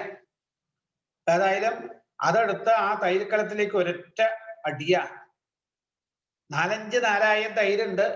ആ കല ഉടഞ്ഞ് ആ തൈര് മുഴുവൻ ആ മുറിയിൽ ഓളം വെട്ടാൻ തുടങ്ങി. തലേന്ന് ശേഖരിച്ചു വെച്ച വെണ്ണ അവിടെ ഇരിപ്പുണ്ട്. ഒരു പാത്രത്തിൽ ആ വെണ്ണ എടുത്തു. എന്നിട്ടോ വേഗം ആ മുറിയിൽ നിന്ന് ഓടിപ്പോയി. യശോദാദേവിയാണെച്ചാൽ പാൽപാത്രമൊക്കെ എടുത്ത് താഴെ വെച്ച് വേഗം അകത്തേക്ക് വരികയാണ്. അപ്പൊ എന്താ കാണുന്നത്? തൈര് കലം തകർന്ന് കിടക്കണു. തൈര് നിലത്ത് ഓളം പൊട്ടണു. തലേ ദിവസം ശേഖരിച്ചു വെച്ച വെണ്ണ കാണാനുമില്ല. കൃഷ്ണനെയും അവിടെ ഒന്നും കാണില്ല. കൃഷ്ണന്റെ ആ ശുണ്ഠിയും വികൃതിയും ഒക്കെ ഓർത്തു യശോദ. ഓർത്ത സമയത്ത് ഈ പാൽക്കലമൊക്കെ തൈര് കലമൊക്കെ ഉടഞ്ഞ് തനിക്ക് നഷ്ടം വന്നിട്ടുണ്ട് എങ്കിലും കൃഷ്ണന്റെ വികൃതിയെ കുറിച്ച് ഓർത്തപ്പോ ചിരിയാണ് വന്നത് യശോദയ്ക്ക്. വീട്ടിനകത്ത് മുഴുവൻ ഉണ്ണിക്കണ്ണനെ തെരഞ്ഞു നോക്കി, കണ്ടില്ല യശോദാദേവി എന്നാണ്. അവസാനമായിട്ട് ഒരൽപ്പരയുടെ അകത്തേക്ക് കയറി നോക്കി. അപ്പോഴോ ഭഗവാൻ എന്താ ചെയ്തിരിക്കുന്നത്? വേഗം ആ ഒരൽപ്പരയിലേക്ക് കയറിയിട്ട് ഒരു ഒരലെടുത്ത് മറിച്ചിട്ടിട്ട് അതിന്റെ മീതെ ഇരിക്കുകയാണ്. കുറച്ച് വെണ്ണ ഉരുട്ടി താൻ കഴിക്കുന്നുണ്ട്, കുറച്ച് വെണ്ണ ഉരുട്ടിയിട്ട് അടുത്തുള്ള കുരങ്ങുകുട്ടികൾക്കും പൂച്ചക്കുട്ടികൾക്കും ഒക്കെ കൊടുക്കുകയാണ്. ഇപ്പോ ഭഗവാൻ അങ്ങനെ ക്രോധം വർദ്ധിച്ചിട്ടാണ് ആ തൈരും കലൊക്കെ ഉടച്ചത്. ഇപ്പൊ ഈ യശോദ ഈ കാഴ്ച കണ്ടതോട് കൂടിയിട്ട്, അതായത് തൈരും കല ഉടഞ്ഞിരിക്കുന്ന തളം കെട്ടിയിട്ട് തൈര് അവിടെ നിൽക്കുകയാണ് ആ മുറിയില്. ആ വെണ്ണയാണെന്ന് നേരത്തെ ശേഖരിച്ച് വെച്ചത് കാണാനുമില്ല. ഇത് കാണും തോറും യശോദാദേവിക്ക് ഇങ്ങനെ ക്രോധം വർദ്ധിക്കാൻ തുടങ്ങി. ക്രോധം വർദ്ധിക്കും തോറും വിവേകം ചുരുങ്ങുകയാണ് ലോക സ്വഭാവം. വിവേകം ചുരുങ്ങുമ്പോൾ തൻ്റെ തെറ്റ് കാണാണ്ടാവും, കുറ്റങ്ങളൊക്കെ മറ്റുള്ളവരുടേതായിട്ട് കാണുകയും ചെയ്യും. അതൊക്കെ യശോദയ്ക്കും സംഭവിച്ചു. പാല് തകർന്നു പോയപ്പോ അത് പോയാ പോട്ടെ എന്ന് വിചാരിച്ചിട്ട് ഭഗവാനെ വിടാണ്ടിരുന്നാ മതി, എന്നാൽ ഇത്രയൊന്നും നഷ്ടം വരാനില്ല. പക്ഷെ അത് തോന്നണ്ടേ ആ സമയത്ത്. ഈശ്വരൻ മുഴുവൻ പോയാലും ഈ ലോകപദാർത്ഥത്തിൽ ഒന്നുപോലും നശിക്കരുത് എന്നാണ് വിചാരം. വാസ്തവത്തിൽ ലോകപദാർത്ഥങ്ങളുടെയൊക്കെ അവസ്ഥ എന്താ? ഇന്നുണ്ട്, നാളെ ഇല്ലാണ്ടാവണതാണ്. എന്നും നിത്യമായിട്ട് സത്യമായിട്ട് വിളങ്ങുന്നത് ഈശ്വരനാണ്. പക്ഷെ നമുക്ക് ആ വിവേകം ആ സമയത്ത് വരില്ല. ഇപ്പൊ നശിക്കുന്ന ലോകപദാർത്ഥങ്ങളെ നിലനിർത്താനാണ് എല്ലാവരുടെയും പ്രയത്നം. നോക്കൂ, ഈ ലോകപദാർത്ഥങ്ങളെയൊക്കെ നിലനിർത്താം എങ്ങനെയായാൽ ഈശ്വരനെ മുറുകെ പിടിക്കുക. അപ്പൊ ഈശ്വരനെ മുറുകെ പിടിച്ചാൽ നിത്യനായിട്ടുള്ള ഈശ്വരനെ നമുക്ക് അനുഭവിക്കുകയും ചെയ്യാം, ലോകപദാർത്ഥങ്ങൾക്കും തടസ്സമൊന്നും ഉണ്ടാവില്ല. ഇപ്പോ താൻ വളരെയൊക്കെ പരിശ്രമിച്ചിട്ട് നിലനിർത്താൻ സാധിക്കാതെ വല്ല പദാർത്ഥവും നശിച്ചു കഴിഞ്ഞാൽ അതിന്റെ മുഴുവൻ കുറ്റവും മറ്റുള്ളവരിലോ അല്ലെങ്കിൽ ഈശ്വരനിൽ തന്നെയോ നമ്മൾ ആരോപിക്കുകയും ചെയ്യും. അതിന് മടിയൊന്നുമില്ല. ഇപ്പോ യശോദര ദൃഷ്ടിയില് ഈ നാശത്തിന്റെ മുഴുവൻ കാരണക്കാരനും കൃഷ്ണനാണ്. അതുകൊണ്ട് കൃഷ്ണനെ കഠിനമായിട്ട് ശിക്ഷിച്ചേ തീരൂ എന്നാണ് ഇരിക്കുന്നത്. കൃഷ്ണൻ ഒന്നുകിൽ അവിവേകിയായിട്ടുള്ള മനുഷ്യക്കുട്ടിയാണ്, അല്ലെങ്കിൽ സർവജ്ഞനായിട്ടുള്ള ഈശ്വരനാണ്. ഇങ്ങനെ രണ്ടല്ലാതെ മൂന്നാമതൊരു ഭാവം തൽക്കാലം കൃഷ്ണങ്കിലില്ല.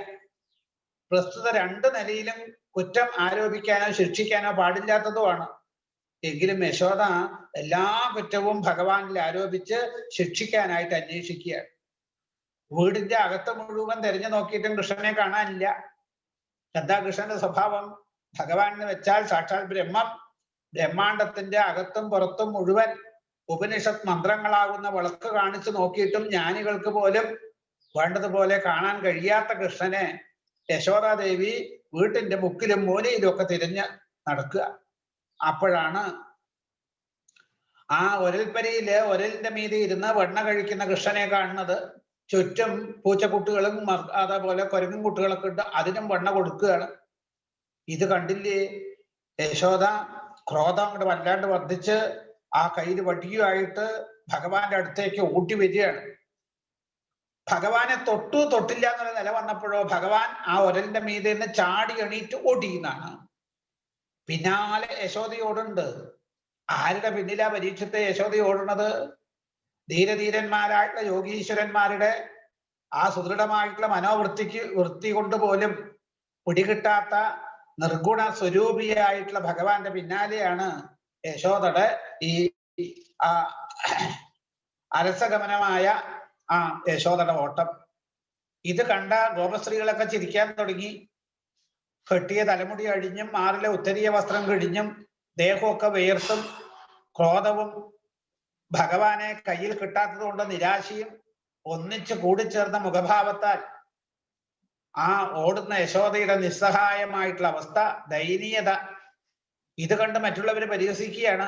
ഭഗവാൻ അത് കണ്ടു, നമ്മുടെ ഈ ഒരു ഭാവം. ഇവിടെ ആരാ ഭഗവാൻ? അതായത് അകവുമില്ല പുറവുമില്ല, പരിധിയുള്ള വസ്തുക്കളെ അങ്ങനെയുള്ള ഭഗവാന്റെ ആ അകവുമില്ല പുറവില്ലാണ്ട് ലോകം മുഴുവൻ നിറഞ്ഞു നിൽക്കുന്ന സച്ചിദാനന്ദ സ്വരൂപൻ, ആ ഭഗവാന്റെ പിന്നാലെയാണ് ഓടുന്നത് എന്ന് യശോദയ്ക്ക് അറിയില്ല. യശോദയ്ക്ക് പിടിക്കാൻ കിട്ടുന്നില്ല എന്ന് കണ്ടോ മറ്റുള്ള ഗോപസ്ത്രീകൾ ഇത് കണ്ട് പരിഹസിച്ച് ചിരിക്കാനും തുടങ്ങി. അത് കണ്ടപ്പോ യശോദയ്ക്ക് കൂടുതൽ വിഷമായി. അപ്പോഴാണ് ഭഗവാൻ അമ്മയുടെ മുഖത്തേക്ക് ഒന്ന് നോക്കി, അമ്മയ്ക്ക് വല്ലാണ്ട് വിഷമാവുന്നുണ്ട്, എന്നാ പിന്നെ അത് ഇല്ലാണ്ടാക്കി കൊടുക്കണം. വേഗം എന്താ ചെയ്തത്, അവിടെ അങ്ങ് നിന്നു എന്നാണ്. നിന്ന സമയത്ത് ഇപ്പോ കുറെ നേരം ഓടിയിട്ടാണ് കൃഷ്ണൻ അവിടെ നിന്നതും. തപസ്സുകൊണ്ട് ഏകാഗ്രമാക്കി തീർത്ത മനസ്സുകൊണ്ട് യോഗികൾക്ക് പോലും പിടികിട്ടാത്ത ഭഗവാന്റെ പിന്നാലെയാണ് താൻ ഓടുന്നത് എന്ന് പാവ യശോദ അറിയുന്നില്ല. കുറെ നേരം ഓടിയ ശേഷം കൃഷ്ണനെ പിടിക്കാൻ പറ്റി. ഇപ്പൊ യശോദയുടെ ദൃഷ്ടിയിൽ കൃഷ്ണൻ കുറ്റക്കാരനാണ്. തൈര് കല്ലുടച്ചു, തലേ ദിവസത്തെ വണ്ണം മോഷ്ടിച്ചു, സ്വയം തിന്ന് അത് ബാക്കിയുള്ളത് കുരങ്ങന്മാർക്കൊക്കെ കൊടുത്ത് നശിപ്പിച്ചു. പിടിക്കാൻ ചെന്ന തനിക്ക് പിടിതരാണ്ട് തന്നെ ഓടിപ്പിച്ച് വല്ലാണ്ട് കഷ്ടപ്പെടുത്തി. അപ്പൊ ഇതിനൊക്കെ കൂടിയിട്ട് ഒരു ചെറിയൊരു ശിക്ഷ കൊടുക്കണം എന്ന് യശോദ നിശ്ചയിച്ചു എന്നാണ്. യശോദ കൃഷ്ണന്റെ വലത് കൈ അങ്ങ് പിടിച്ചു. കൃഷ്ണനാണെച്ചാ ഭയപ്പെട്ട് പറിക്കാൻ തുടങ്ങി. തേങ്ങി തേങ്ങി കരയാൻ ആരംഭിക്കുകയാണ്. ഇപ്പൊ മഷി എഴുതിയതായിട്ടുള്ള കണ്ണുകൾ ഇടത് കൈ കൊണ്ട് ഇങ്ങനെ കൂടെ കൂടെ തുടയ്ക്കുന്നുണ്ട്. അമ്മയുടെ മുഖത്തേക്കും കയ്യിലുള്ള വടിയിലേക്കും ഭയപ്പെട്ട് മാറി മാറി നോക്കുന്നുണ്ട്. ആ വടി ഇങ്ങനെ കാണുമ്പോഴേ വല്ലാത്ത ഭയാണ് ഭഗവാന്. ഒന്ന് ആലോചിച്ച് നോക്കൂ, നമ്മളൊക്കെ അനുഭവിക്കുന്ന ഏറ്റവും വലിയ ഭയം മൃത്യു ഭയമാണ്. ആ മൃത്യു പോലും ആരെ ഭയപ്പെട്ടുകൊണ്ടാണോ സ്വന്തം കർമ്മങ്ങൾ അനുഷ്ഠിക്കുന്നത്, ആ മൃത്യുവിനും മൃത്യുവായിട്ടുള്ള ഭഗവാന് ഇപ്പൊ അമ്മയുടെ കയ്യിലുള്ള ഒരു കഷ്ണം വടിയോട് ഭയമുണ്ടോ? പക്ഷെ അതൊരു അഭിനയം. ഇപ്പോ യശോദാദേവി എന്താ ധരിക്കുന്നത്, വികൃതി വല്ലാണ്ട് കൂടുന്നുണ്ട്, ഒന്ന് നല്ല പോലെ ഭയപ്പെടുത്തണം എന്നാണ് യശോദയുടെ ഭാവം എന്ന് നിശ്ചയിച്ച യശോദ കൂടുതൽ കൂടുതൽ കോപിക്കാൻ തുടങ്ങി എന്നാണ്. ആ അമ്മ കോപിക്കും തോറും ഭഗവാനോ അമ്മയെ നോക്കിയിട്ട് ഭയപ്പെടാനും തുടങ്ങി. അങ്ങനെ അന്നത്തെ ദിവസം യശോദയുടെ കോപാഭിനയവും ഭഗവാന്റെ ഭയ അഭിനയവും കുറച്ചധിക നേരം നീണ്ടു നിന്നു എന്നാണ്. ഇത് രണ്ടുപേരും അഭിനയിക്കുകയാണ്. യശോദയ്ക്ക് ഭഗവാനോട് കോപവും ഇല്ല, ഭഗവാന് വടിയോട് ഭയവും ഇല്ല. പക്ഷെ രണ്ടുപേരും അഭിനയിക്കുകയാണ്. കുറച്ചു കഴിഞ്ഞപ്പോ അഭിനയത്തില് യശോദ തന്നെ തോറ്റു. പുത്രവത്സലിയായിട്ടുള്ള മാതാവിന് ഭഗവാനോട് കുറച്ചധിക നേരം ഒന്നും ക്രോധം വെച്ചു പുലർത്താൻ കഴിഞ്ഞില്ല. ഇതല്ലേ ഇപ്പൊ സാധാരണ മനുഷ്യന്മാരുടെയൊക്കെ അവസ്ഥ. ഒരമ്മയ്ക്ക് ഒരു കുഞ്ഞിനോട് എത്ര നേരം ക്രോധം അഭിനയിക്കാൻ പറ്റും, അല്ലെങ്കിൽ ക്രോധം കാണിക്കാൻ പറ്റും? കുറച്ചു നേരത്തിനേ പറ്റുള്ളൂ എന്നാണ്. ഏതായാലും യശോദാദേവിയുടെ ആ കോപ അഭിനയം പരാജയപ്പെട്ടു എന്ന് കണ്ടപ്പോഴോ ആ ഭഗവാൻ തന്റെ ഭയാഭിനയത്തെയും പിൻവലിക്കുകയാണ്. എന്താ ചെയ്തത്, യശോദ തന്റെ കയ്യിലുള്ള വടി അങ്ങ് ദൂരേക്ക് വലിച്ചെറിഞ്ഞു. അപ്പൊ ഭഗവാൻ ചിരിച്ചു, അമ്മ എനിക്ക് പേടിയൊന്നും ഇല്ല കേട്ടോ, ഞാൻ വെറുതെ കാണിച്ചതാണ് എന്നുള്ള ഭാവത്തിലാണ്. ഇപ്പോ ഇത് കണ്ടത് അപ്പൊ യശോദയ്ക്കോ, അതെ തന്റെ വികൃതി വല്ലാണ്ട് കൂടുന്നുണ്ട്, അതുകൊണ്ട് നിനക്ക് ചെറിയൊരു ശിക്ഷ ഞാൻ ഇപ്പൊ തരാൻ പോവുകയാണ് എന്ന് പറഞ്ഞ് എന്താ ചെയ്തത്, അടുത്തുള്ള ആ ഒരലിനോട് കൂടി ഭഗവാനെ പിടിച്ച് ചേർത്തി നിർത്തി. എന്നിട്ട് ഗോപസ്ത്രീകളോട് പറഞ്ഞു, അതെ ഞാൻ ഇന്ന് ഇവനെ ഈ ഒരലിൽ പിടിച്ച് കെട്ടാൻ പോവുകയാണ്, നിങ്ങളൊരു കാര്യം ചെയ്യണം, ആ കടകോലിൽ നിന്ന് കയറിങ്ങോട്ട് കഴിച്ചുകൊണ്ടിരുന്നാണ്. ഇത് കേട്ടപ്പോ ഗോപസ്ത്രീകൾക്കൊന്നും അത് വലിയ ഇഷ്ടമായിട്ട് തോന്നിയില്ല. പക്ഷെ യശോദാദേവി പറഞ്ഞാൽ കേൾക്കാതിരിക്കാൻ വയ്യല്ലോ എന്നും പറഞ്ഞ് അവര് മനസ്സില്ലാ മനസ്സോടുകൂടിയ കയറെടുത്ത് അഴിച്ചു കൊടുന്ന് യശോദയുടെ കയ്യിൽ കൊടുക്കുകയാണ്. ഇവിടെ കെട്ടാൻ നോക്കുകയാണ് പരീക്ഷത്തെ യശോദ. എന്തൊക്കെ വിഡ്ഢിത്ത യശോദ കാണിക്കാൻ പോണത്. ആരെയാ കെട്ടാൻ പുറപ്പെടുന്നത്? പൂർവാപരം ബഹിച്ചാന്തർ ജഗതോയോ ജഗച്ചയ തമ്മത്വാത്മജമവ്യക്തം മർത്യലിംഗമതോക്ഷജം ഗോപികോലൂകലേ ധാമ്ന ഭവന്ത പ്രാകൃതം യഥാ. യാതൊരു ഭഗവാന് അകോ പുറോ ഇല്ലയോ അല്ലേ? ഭഗവാന് ഉൾഭാഗം, പുറംഭാഗം, മുൻഭാഗം, പിൻഭാഗം, ആദി അവസാനം ഇതൊന്നുമില്ല. പ്രപഞ്ചത്തിന്റെ അകവും പുറവും നിറഞ്ഞവനും പ്രപഞ്ച സ്വരൂപത്തിൽ വളകുന്നവനുമായ കൃഷ്ണനെ യശോദയ്ക്ക് എങ്ങനെയാ പരീക്ഷത്തെ കെട്ടാൻ കഴിയുക? എങ്കിലും ഭഗവാനെ തന്റെ മകനായി കണക്കാക്കിക്കൊണ്ട് യശോദ ഉരലിനോട് കൂടി ചേർത്ത് ബന്ധിക്കാൻ ആരംഭിക്കുകയാണ്. കയറിന്റെ ഒരറ്റം ഉരലിൽ മുറുക്കി കെട്ടി ബാക്കി ഭാഗം കൊണ്ട് കൃഷ്ണനെ ഉരലിൽ പിടിച്ച് കെട്ടാൻ തുടങ്ങി. അപ്പോഴാണ് കയറിന് 2 വിരൽ നീളം കുറവ്. യശോദ പറഞ്ഞു, ഈ കയറ് എത്തുന്നില്ല, വേറൊരു കയറും കൂടെ കൊണ്ടുവരീന്നാണ്. ഗോപസ്ത്രീകൾ വേറെ കയറ് കൊണ്ട് കൊടുത്തു. ഈ കയറുമായിട്ട് ഏച്ചു കൂട്ടിയിട്ട് വീണ്ടും ഭഗവാനെ കെട്ടാൻ തുടങ്ങിയപ്പോ അപ്പോഴും ഈ 2 അങ്കുലത്തിന്റെ കുറവ് കാണുക. അനവധി കയറ് കൊണ്ടുവന്ന് ഏച്ചു കൂട്ടിയിട്ടും ഇപ്പോ ഭഗവാന് വണ്ണം കൂടിയിട്ടില്ല. ഒരല് പഴയ ഒരലിനെയാണ്. പക്ഷെ ഈ 2 അങ്കുലത്തിന്റെ കുറവ് അവിടെ കണ്ടു. അതുകൊണ്ട് യശോദയ്ക്ക് കെട്ടാൻ പറ്റിയില്ല. ഇതാണ് നമുക്കൊക്കെയും വരുന്ന ഭാവം. ഭക്തി ജ്ഞാനത്തോടും വൈരാഗ്യമാകുന്ന 2 അങ്കുലത്തോടും കൂടി ചേർന്നാലേ ഭഗവാനെ നമ്മുടെ ഹൃദയത്തിൽ ബന്ധിക്കാൻ പറ്റുള്ളൂ. ഇത് വെറും പ്രാകൃത ഭക്തി മാത്രം ആവരുത്. ആ ഭക്തിക്ക് വേണ്ട ചേരുവയാണ് ഈ ജ്ഞാനവും വൈരാഗ്യവും. അപ്പൊ ഭക്തി ജ്ഞാനത്തോടും വൈരാഗ്യത്തോടും കൂടിയാവാണ്ട് നമുക്ക് ഭഗവാനെ പൂർണ്ണമായിട്ട് അനുഭവിക്കാൻ കിട്ടില്ല. ഇപ്പൊ യശോദയ്ക്ക് കെട്ടാൻ കഴിയില്ല എന്ന് കണ്ടപ്പോ യശോദയുടെ പാരവശ്യം വല്ലാണ്ട് കൂടി. ഇത് കണ്ട് ഗോപികൾ ചിരിക്കാനും തുടങ്ങി. ഭഗവാൻ അമ്മയുടെ മുഖത്തേക്ക് നോക്കി. യശോദയുടെ അവസ്ഥ എന്താ? വേർത്തൊലിച്ചിരിക്കണോ, നന്നായി ക്ഷീണിച്ചിരിക്കണോ, വസ്ത്രം കിഴിഞ്ഞിരിക്കണോ, തലമുടി ചിന്നിച്ചെതറിയിരിക്കണോ, മുടിയിലെ പൂമാലയൊക്കെ ഊർന്നു വീണിരിക്കണോ. തന്നെ കെട്ടാൻ ശ്രമിച്ചത് കൊണ്ടുള്ള ക്ഷീണം കൊണ്ട് പരവശയായിട്ടുള്ള അമ്മയെ കണ്ടപ്പോ ഭഗവാന് കാരുണ്യം തോന്നി എന്നാണ്. എന്നിട്ടോ ആ കാരുണ്യം തോന്നി ആ ഒരലിലേക്ക് ചേർന്നങ്ങ് നിന്ന് കൊടുത്തു. നിന്ന സമയത്ത് ആദ്യം കൊണ്ടുവന്ന കയറ് കൊണ്ട് തന്നെ യശോദ കൃഷ്ണനെ ഒരലിൽ കെട്ടി എന്നാണ്. തദ്ധാമ ബദ്ധ്യമാനസ്യ സ്വർഭകസ്യ കൃതാകസ. അല്ലെ, ആ ഭഗവാനെ ആദ്യം ഗോപികൾ കൊടുത്ത കയറ് കൊണ്ട് തന്നെ കൂട്ടിക്കെട്ടുകയാണ്. അപ്പോ ഈ ആദ്യം യശോദയ്ക്ക് ഗോപികൾ കൊടുത്ത കയറ് കൊണ്ട് കെട്ടാൻ പറ്റിയില്ല.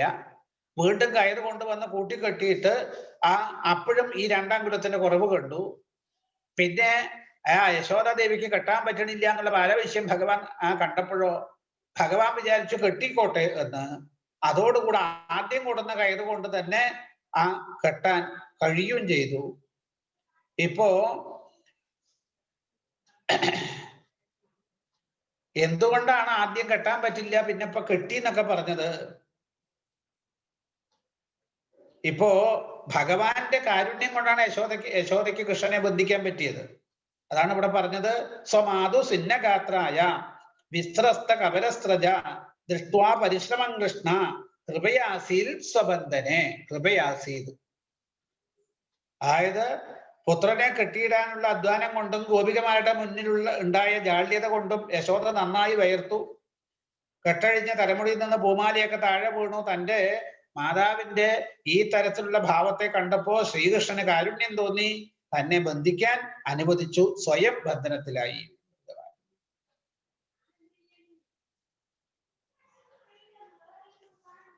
അപ്പൊ ഇവിടെ ആ ഭഗവാന്റെ കാരുണ്യം കൊണ്ട് മാത്രമേ നമുക്ക് ഈ പറഞ്ഞതുപോലെ ഭഗവാനെ ഹൃദയത്തിൽ ബന്ധിക്കാനുള്ള ഭക്തി ഉണ്ടാവുള്ളൂ.